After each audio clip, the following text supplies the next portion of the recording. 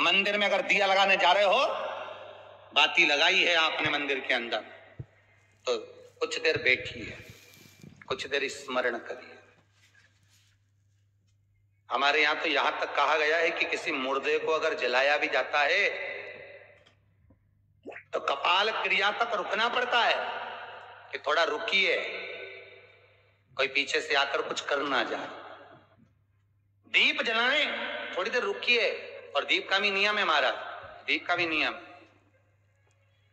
दिए में जो फूल बत्ती लगती है, गोल बत्ती लगती है, गोल वाली, ये बत्ती हमेशा कोई विष्णु भगवान की पूजन कर रहे हो, शिव जी की पूजन कर रहे हो, कोई अन्य देवता का अगर आप स्मरण कर रहे हो तो गोल बत्ती लगाई जाती है। भगवान के मंदिर में पूजन कर रहे हो तो गोल बत्ती लगाएं।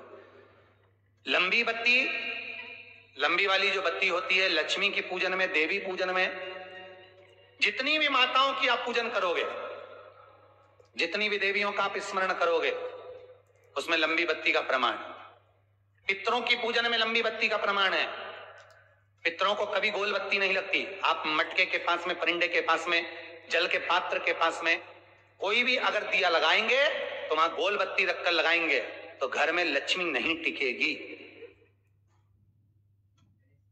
कई लोग कहते हैं कि परिंदे के पास, मटके के पास में, पानी के स्रोत के पास में जहां जल भरते हैं, हंडा रखते हैं, टंकी रखते हैं, वहां पर मटके के पास बत्ती लगाओ, दिया लगाओ, पितर शांत रहेंगे। तो पितरों को शांत करो, मना नहीं है, पर दिया लगाने का नियम है कि पितरों को अगर आप दिया लगा रही हो मटके के पास, परिंदे के पास, या अमावस्या के दिन पितरों के लिए अगर दीप लगा रही हो तो गोल बत्ती अगर लगाओगी तो कार्य कभी सफल नहीं होगा। धन आएगा जाएगा, टिकेगा नहीं। इसलिए पितरों के लिए अगर दिया लगाना है, पूर्वजों के लिए दिया लगाना है, पितरों के लिए अगर दीप लगाना है तो लंबी बत्ती लगाइए, लंबी बत्ती।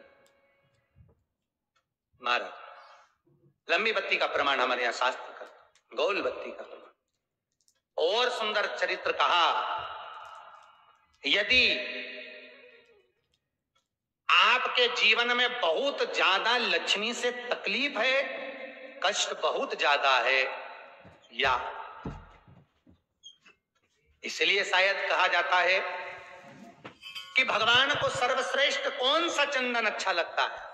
आपको पहले भी कथा में कहा, आगरा की कथा अगर किसने सुनी होगी तो उसमें वर्णन किया है। भगवान को सर्वश्रेष्ठ चंदन कौन सा, भगवान को सर्वश्रेष्ठ चंदन कौन सा प्रिय है, वो कौन सा चंदन है जो भगवान विष्णु को लगाएं, राम को लगाएं, कृष्ण को लगाएं, वो कौन सा चंदन है जो श्री हरि को लगाया जाए। तो जीते जी भगवान विष्णु एक बार गले लगाते हैं, उसको कहते हैं हरि चंदन। कौन सा चंदन है? हरि चंदन। हरि चंदन बाजार में नहीं मिलेगा, हरि चंदन आपको बनाना पड़ेगा। कैसे बनाना है? तुलसी जब सूख जाए उसकी जड़ को निकाल लिया जाए, वो जड़ को पानी में धो लिया जाए, धोने के बाद उसको सिलबट्टे पर, पत्थर पर घिसा जाए और घिसकर उसमें थोड़ा सा कुंकू, रोली डालकर तैयार कर कर जो भगवान विष्णु के मस्तक पर, कृष्ण राम के मस्तक पर लगा देते हैं और उसकी एक बिंदी अपने हृदय पे लगा लेते हैं। जीते जी भगवान एक बार उसको गले लगाते ही हैं। हरि चंदन। जैसे शिव महापुराण में रुद्र चंदन का भाव है, शिव महापुराण में रुद्र चंदन का प्रमाण दिया जाता है। अगर आपने लिंग पुराण पढ़ी हो तो उसका 5वां स्कंद अवश्य पढ़िएगा महाराज। और शिव महापुराण अगर पढ़ रहे हो तो उसका कुमार खंड पढ़िएगा, जिसमें रुद्र चंदन का प्रमाण है। रुद्र चंदन कैसा? रुद्र चंदन का प्रमाण कैसा? तो महाराज कहा, चंदन घिसकर, पीला चंदन घिसकर उस चंदन को 3 मुखी रुद्राक्ष पर लपेट लिया जाता है। 3 मुखी रुद्राक्ष पर उस चंदन को लपेटा जाता है। लपेटोगे उसके बाद उसको ऐसा गोल करोगे तो एकदम चिकना हो जाएगा, एकदम चिकना, ठीक है, एकदम चिकना हो जाए। और उस चंदन को आप शिवरात्रि के दिन, और कोई से भी महीने की शिवरात्रि, किसी भी महीने की हो, सब फलदायी होती है। अगर आप पंचांग में देखेंगे तो शिवरात्रि लिखी हुई आती है, हर महीने शिवरात्रि पड़ती है। किसी भी महीने की शिवरात्रि पर रुद्र चंदन, अर्थात जो चंदन का आपने 3 मुखी रुद्राक्ष में लेपन करा है, उसका गोला बनाया है, वो चंदन अच्छा मोटा मोटा कर लेना, अच्छा बढ़िया है, ऐसा नहीं कि थोड़ा बहुत ही लगाओ, पूरा रुद्राक्ष दिखना नहीं चाहिए, पूरा लपेट कर उसको शंकर के शिवलिंग पर ले जाकर रख दीजिए। और फिर धीरे धीरे शंकर भगवान का जल अभिषेक करना प्रारंभ कर दीजिए। वो चंदन पूरा धीरे धीरे शंकर के शिवलिंग पर डलना चाहिए। शंकर के मूल मंत्र श्री शिवाय नमस्तुभ्यम का जाप करिए।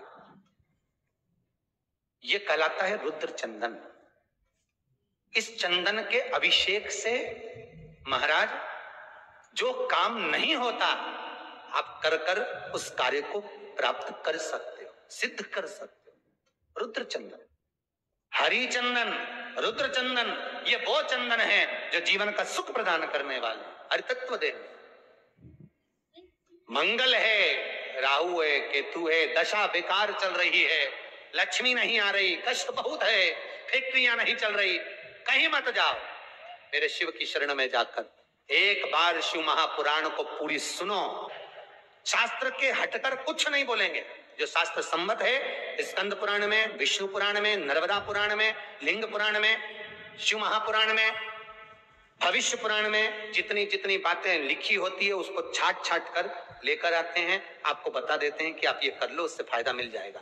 कोई ज्योतिषी नहीं, कोई कुछ नहीं, बस केवल भजन करो, शंकर का अनुमोदन करो और विश्वास रखो शंकर पर, तो किसी को 1 रुपया देने की जरूरत नहीं पड़ेगी। भजन करो, विश्वास शंकर पर रखना, जन्म मरण और परण वो देगा, सुख वो देगा, समृद्धि वो देगा। जिसके घर में बहु रिद्धि सिद्धि हो, जिसके घर में अमोद और प्रमोद पोते हो, जिसके घर में शुभ और लाभ दरवाजे पर बेटे बनकर विराजमान होते हो, जिसके घर में स्वयं अखंड सौभाग्य देने वाली पार्वती हो, जिसके घर में लक्ष्मी देने वाली लक्ष्मी बेलपत्र के पेड़ के नीचे झाड़ू लगाती हो, जो स्वयं सरस्वती को स्वर प्रदान करता है, वो शंकर है। जब सब कुछ उसके पास में है, कुबेर का खजाना वो चोर को दे देता है, जब सर्वस्वता उसके पास है, तो आप इधर उधर डोलते क्यों हो? क्यों डोलो? उस पर विश्वास रखो। वो शंभु, वो शंकर, वो त्रिकालदर्शी, वो कैलाशी, वो अविनाशी सुख देगा, आनंद देगा। आने का तरीका केवल उसको रिझाओ। जो मंदिर आपसे दूर हो, जिस मंदिर में कोई नहीं जाता, जिस मंदिर में कोई दिया तक नहीं लगाता, उस मंदिर में तुम जाओ और उस मंदिर में एक दिन जाकर प्रकाश कर आना, एक बार दिया जला कर आना, मंदिर की सफाई कर आना, शंकर जी पे जल चढ़ाकर उनको स्नान कराकर कोई पत्ती पेड़ पौधे के पास में तोड़ के चढ़ाए आना। 2-4 बार कर कर देखना कितना शांति, कितना धीरज, कितना आनंद, कितनी समृद्धि, कितनी लक्ष्मी मिलती है। तुम करोगे तुम्हारा पेट भराएगा, हम करेंगे हमारा पेट भराएगा। स्वयं करिए। तो ब्रह्मलोक के देवता ब्रह्मा हैं, वैकुंठ के देवता भगवान विष्णु हैं, और मृत्यु लोक का अगर कोई देव है तो वो महादेव है, केवल शंकर, केवल शिव, मृत्यु लोक का देव। अभी एक विचार करो, तुम्हारे घर में अगर थोड़ी सी तकलीफ आई तो सबसे पहले अमेरिका में लड़का रह रहा वो आएगा क्या? पूना में बच्चे रह रहे हैं वो आएंगे क्या? इंदौर में बेटी रह रही वो आएगी क्या? उज्जैन में कोई रह रहा है वो आएगा क्या? सबसे पहले वो आएगा जो तुम्हारे घर के पास। उज्जैन में कोई रह रहा है वो आएगा क्या? सबसे पहले वो आएगा जो तुम्हारे घर के पास होगा या घर के करीब में होगा, बिल्कुल लगा हुआ होगा या घर में होगा। अब आप कहाँ रहते हो? जितने लोग कथा सुन रहे हैं सही बताना, कहाँ रहते हो? पृथ्वी पर मृत्यु लोक में रहते हो। और पुकार किसको रहे हो? ब्रह्मलोक में। पुकार किसको रहे हो? वैकुंठ लोक में। पुकार किसको रहे हो? इंद्र लोक में। और जो घर के घर में रह रहा है, जो तुम्हारे पास में रह रहा है, जो मृत्यु लोक में रह रहा है, उसको तो बुला ही नहीं रहा। कई लोग कहते हैं मृत्यु लोक। कई लोगों की आदत है, पड़ोसन को तो खूब चाय पिलाएंगे, पड़ोसन की काकी के तो